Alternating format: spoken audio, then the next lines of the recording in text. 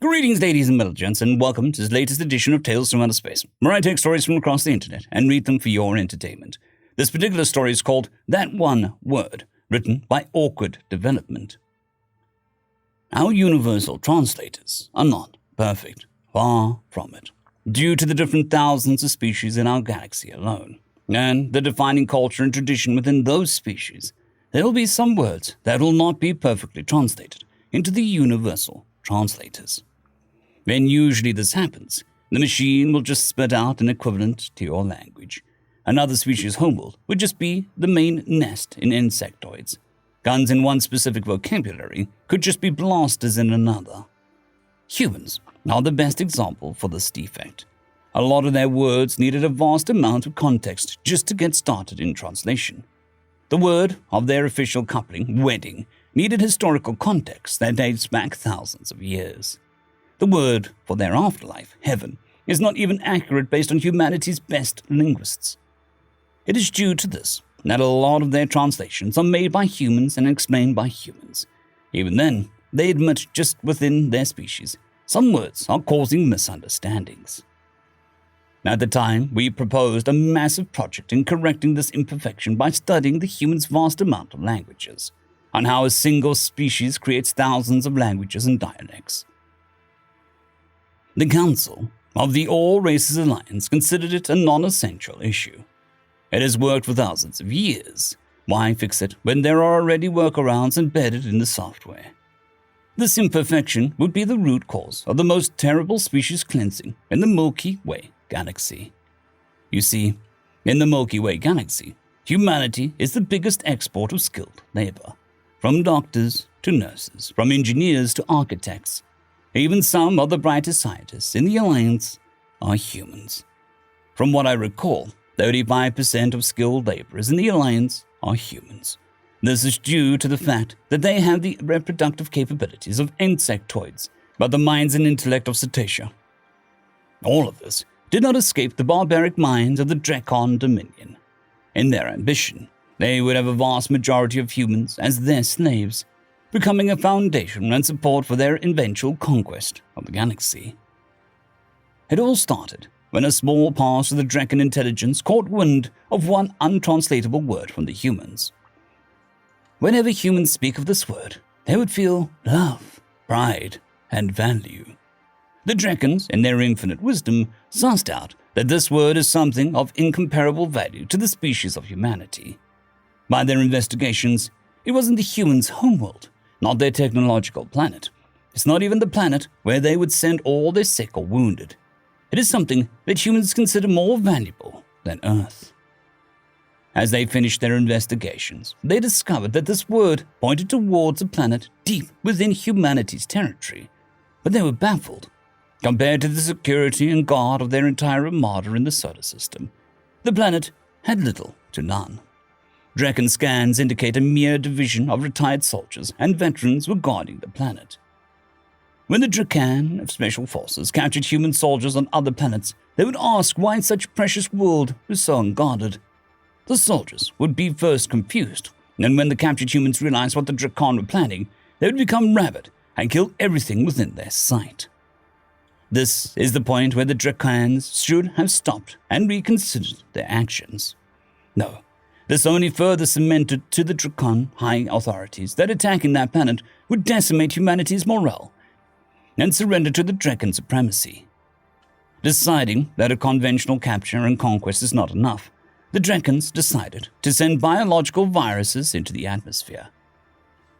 If that was not enough, they irradiated the planet into oblivion and wanted to prolong the suffering of its planet's inhabitants.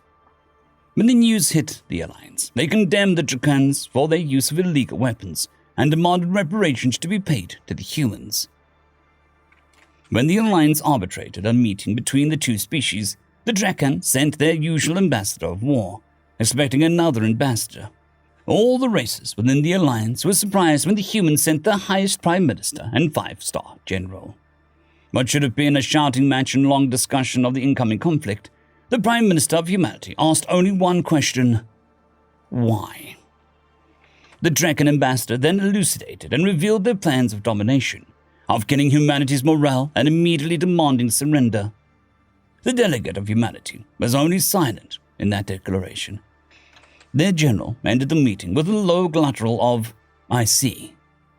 That should have been another clue to the Drekan's mistake. After that meeting, every human within the system of the Alliance suddenly went silent. Not the usual silence that you would expect of a defeated species, no. Something else was brewing.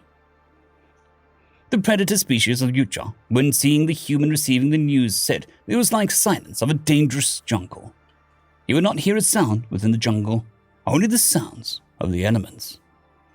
News was suddenly coming from the despoiled planet that the whole species of humanity is coming to their aid, even though the inhabitants were already beyond saving, even though the diseases already ravaged their bodies, even if the radiation was melting their skins.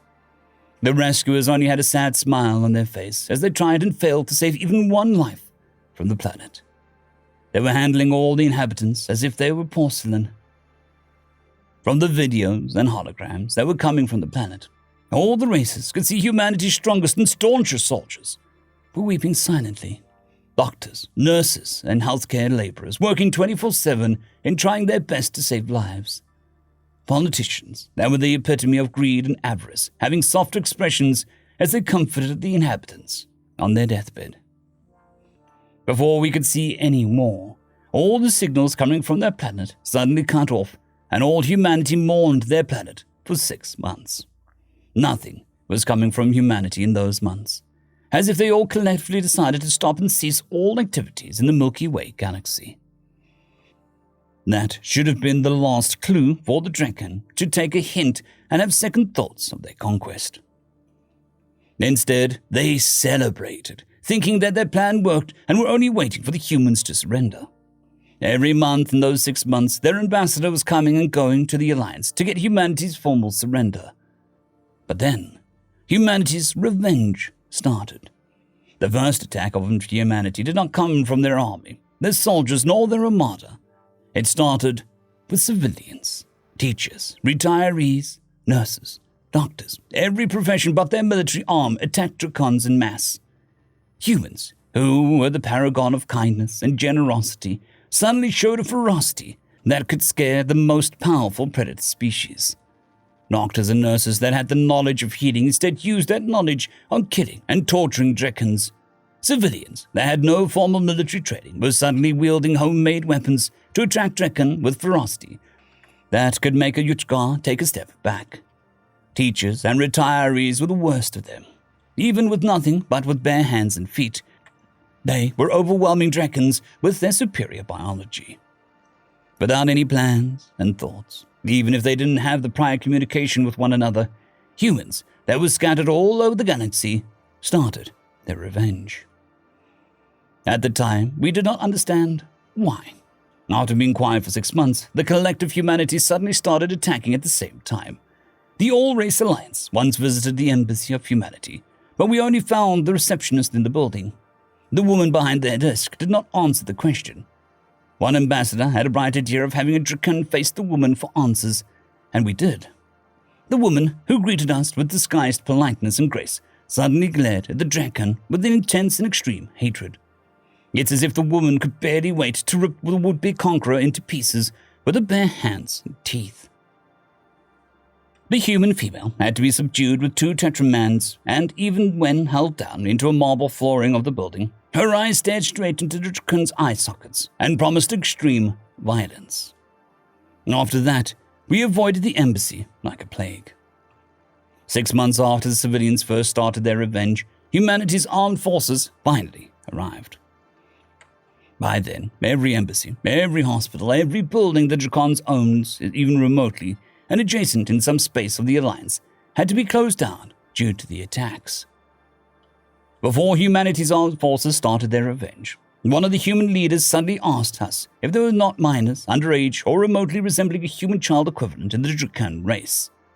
As a quirk of their biology, Drekans were bred and birthed fully grown. It was something they decided to do when the Drekan species decided on their ambitions and conquest with their advanced sciences. Fully mollified, the humans nodded and went back into radio silence. Humanity's armed forces did not show the rage that the civilians had. No, It was something far worse. With their cold anger, they calculated and coordinated into slowly killing the Drekan race.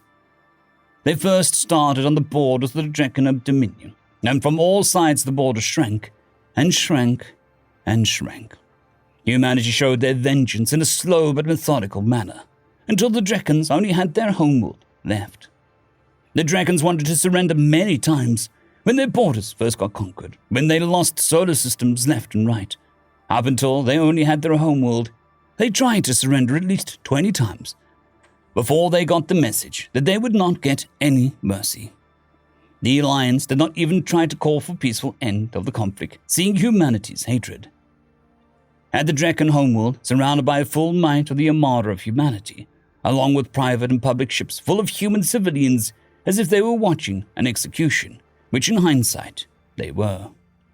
The Drekan King asked why. In his mind, this is an unproportionate retaliation. A mere planet is not equivalent to a whole species. That was the wrong thing to say as the ships in orbit got even quieter, as if they heard the most absurd thing that came out since the beginning of the Big Bang. The Prime Minister and the 5-star General broadcast themselves to the whole entire galaxy. They started with 8.5 billion souls, 8.5 billion children with caretakers, elderly and teachers, and you dare ask why? The General shouted with extreme hatred, offended that the Drekan uttered those questions. The Prime Minister then showed videos of the destroyed planet, showing the collective effort in trying to salvage and attempt to save even one soul on the planet. All those children that you have butchered, tortured, and needlessly prolonged their suffering. Only 9,723 survived, and there is only the slimmest of margins that they would even get a normal life. The human took a deep breath, trying to control her own hatred, but failing to do so.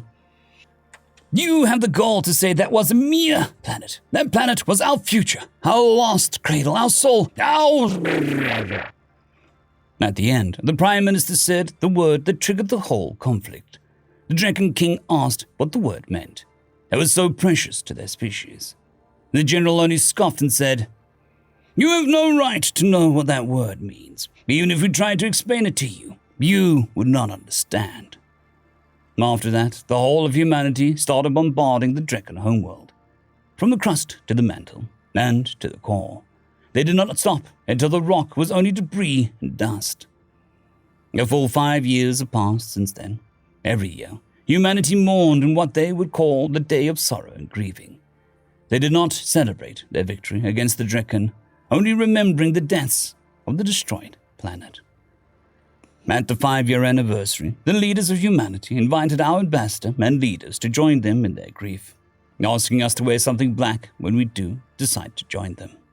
When we arrived, all the humans had pure black in all of their clothing, a massive amount of black ships orbiting the planet, all of them encircling a huge obsidian monument, full of names from top to bottom.